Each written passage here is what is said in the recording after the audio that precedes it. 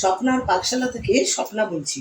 আজ আমি বানাতে চলেছি পাঞ্জাবি চিকেন কোফতা। চিকেন কোফতাটা আপনারা অনেকেই খেয়েছেন, সবাই জানেন কি ব্যাপার, কিন্তু আমি বানাচ্ছি আজকে পাঞ্জাবি স্টাইলে চিকেন কোফতা।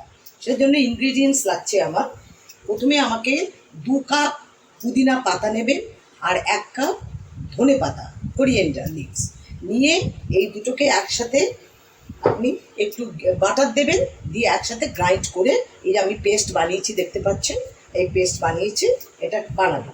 আর তার সাথে বানাতে হবে কাজু বাদামের একটু পেস্ট বানিয়ে নেবেন। সে আপনারা যতটা পরিমাণ বানাবেন সেই অনুপাতে কাজু বাদামের পেস্ট করবেন, এতে অসুবিধা নেই। আর যেটা মেন ইনগ্রিডিয়েন্ট সেটা হচ্ছে চিকেন কিমা। চিকেন কিমার মধ্যে রসুন দেবেন, পেঁয়াজ দেবেন, রসুন দেবেন, চিকেন এটা কাঁচা লঙ্কা দেবেন, দিয়ে একসাথে 3 থেকে পেস্ট করে চিকেন কিমা আমি বানিয়ে রেখেছি। এইবারে মশলা বলতে লাগছে, এবারে আমি প্যানে দিয়েছি ঘি আর তেল, দুটো মিক্সড করে দিয়েছি। এবার আমি 2টো তেজপাতা দিলাম, বে লিভস দিলাম। তারপরে আমি দিচ্ছি ধনে গুঁড়ো আর হলুদ। দেখুন দিয়ে দিলাম। এবারে এটাকে আমি ধীরে ধীরে একটু ফ্রাই করে নিচ্ছি।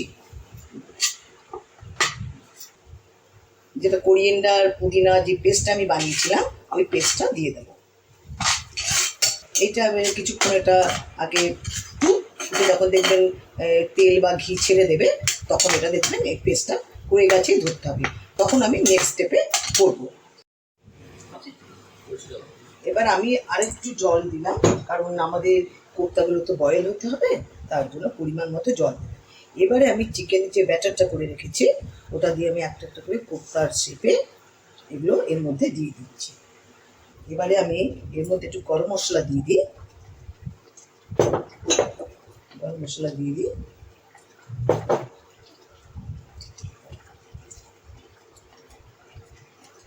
শেষে নামাবার আগে আমি দেবো কাজু।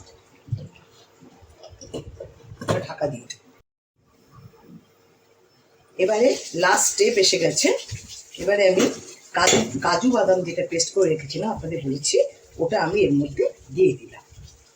দিয়ে সামান্য একটুখানি জল দিয়ে দিতে পারেন, দিয়ে একটু নাড়িয়ে দিলে আমাদের এটা বানাতে তৈরি হয়ে গেল আপনাদের পাঞ্জাবি স্টাইলে চিকেন কোফতা। Enjoy it.